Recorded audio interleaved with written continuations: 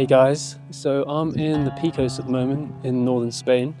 I've been sent this backpack from PGYTECH to review. So it's the One Pro Flex. I opted for the 40-litre version. I believe you can get a smaller and a larger one, and it also has a camera insert as well. So I'll go over the features in a moment, but just to give you some backstory, I have been here before. You guys have probably seen some pictures, but last time I came to Fuente, the cable car was closed because it was around New Year's. And I really wanted to come back here, especially around this time of year, because as you can see, we've got really nice snow at the top. And it's super easy to get to. It actually kind of reminds me a bit of the Dolomites with the rock formations. I'm also going to be reviewing the Sirui Aurora 85mm lens as well, so I'm looking forward to taking pictures of that. But let's talk about this backpack. So I opted for the 40 because I use a Boundary backpack from Boundary Supply, and that one is about 30-35 litres. I absolutely love that backpack, so it's actually really interesting to tear me away from that and try a new one.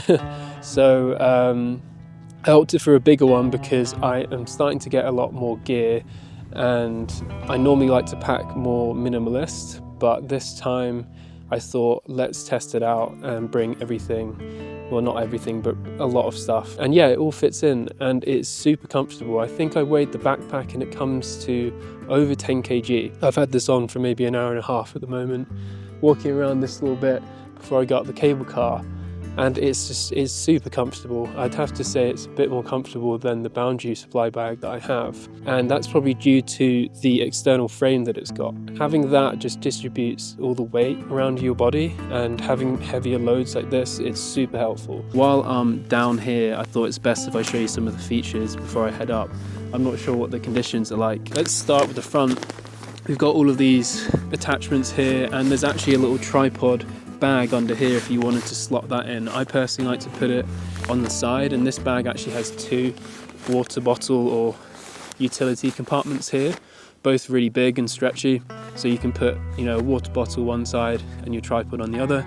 But if you're using those, you can put a tripod in here and use a bag for its feet. And then here we have a compartment that I would probably use for, you know, like an iPad or something, although it does have a laptop sleeve inside, but this is just easy access for like documents and things like that. At the moment, I've got moment filters in there that I'm also reviewing, so I've got like the Cine Bloom filter, things like that. So yeah, I'm not using that compartment too much while I'm not traveling, but there we go. So at the top here, we can actually undo these two, and then it actually becomes a much bigger bag. So if you really wanted to load it at the top here, you can do that. At the moment, I've got maybe a few things like gloves, driving license, things like that in the top here.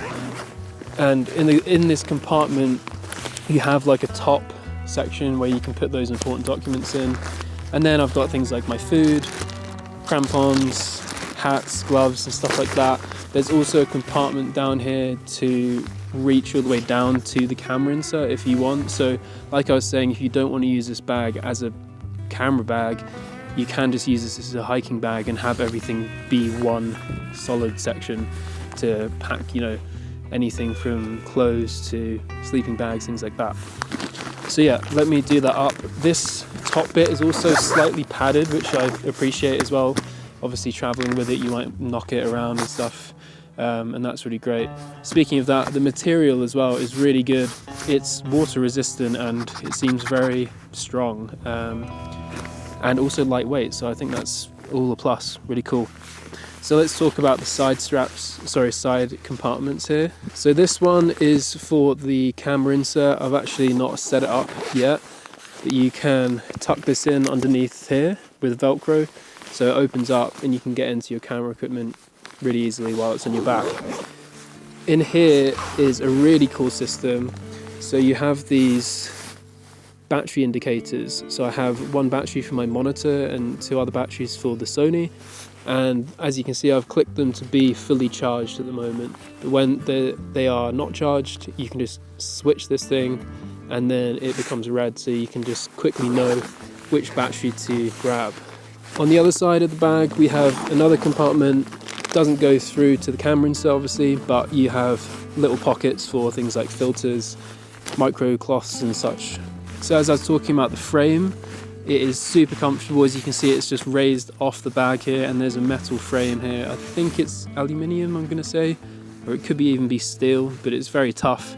And here are the hip straps that I was talking about. It'd be great if you could remove these, but I understand with the ergonomics of the bag, it makes sense to keep them if it's going to be a hiking bag. It does have a little phone pocket or snack pocket, and these are all adjustable. Even the frame is adjustable at the top here to adjust for your height and your back. So getting into the interesting stuff, as you unzip the main compartment for the backpack, we have this magnetic latch here, which I really appreciate. The Boundary supply bag that I have has all magnetic latches like this, and I think they're really cool. It'd be great if they actually had them on other parts here where they just use normal clips, but this is more of a safety feature, I imagine, if you're traveling, so people can't just like get into your bag or you accidentally open it. So I'll try and show you without spilling everything. As you can see, I've got a bunch of equipment in here. I've got like the monitors, drones, my other camera, lenses for that camera, lenses for this camera, microphones, phone filters. I've also got another bag in here which I use just as a sling bag as well, which I actually use for the Fujifilm. And then on the bottom here we have a laptop which I think can probably take a 17-inch. I have a 15, but that would easily fit in there. I had my iPad in there as well. There's also a little compartment at the top where you can again put cables and things like that in. So as I was talking about, the top loading section here, you can unzip from the side here, and you can also unzip at the bottom so you can have it run all the way through. Super useful, but I'm going to keep everything kind of compact and separated so it makes more sense to me. Okay, so there's the rundown of the features of the bag. Let's zip everything back up and go on the cable car and take some pics.